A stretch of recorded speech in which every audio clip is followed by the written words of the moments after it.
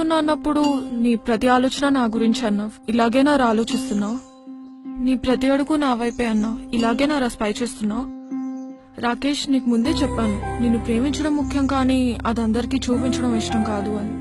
వేరెవరికైనా కష్టం వస్తే ఖర్చు ఇచ్చేసి వచ్చేస్తాను. అదే నీకేమైనా అయితే కనపడకుండా కన్నీళ్లు పెట్టుకుంటాను.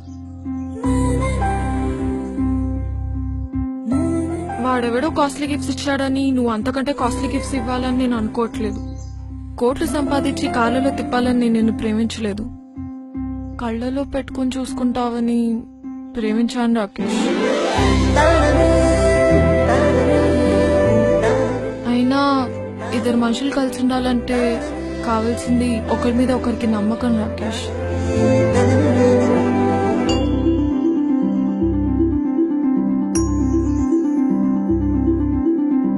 ఒక అబ్బాయికి బాగా తాగే అలవాటు ఉందని తెలిసి కూడా ఒక అమ్మాయి ఎందుకు ప్రేమిస్తుంది అంటే ఆ అబ్బాయితో అలవాటు మానిపించగలనన్న నమ్మకంతోనేగా.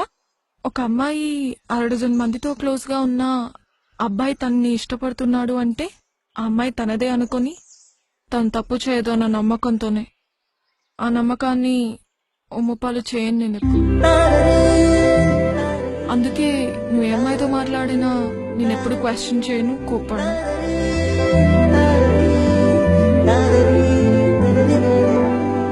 ఎందుకంటే ఒకరిని మనస్ఫూర్తిగా ఇష్టపడితే ఆ ఇష్టం జీవితాంతం ఉంటుంది. రే, నాకు ఒక విషయం చెప్పు. ఇప్పుడు మీ ఇంటికి చుట్టాలు వచ్చారని మీ అమ్మ వాళ్ళకి ఎక్కువ వడ్డిస్తే నీకంటే వాళ్ళు ఎక్కువనా?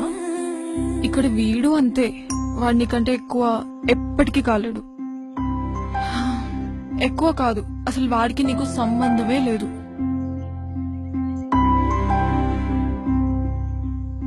చూడ్రా, నువ్వు అడిగావని అలగను, ఆరాధిస్తున్నావని అరవను, ఆలోచిస్తాను.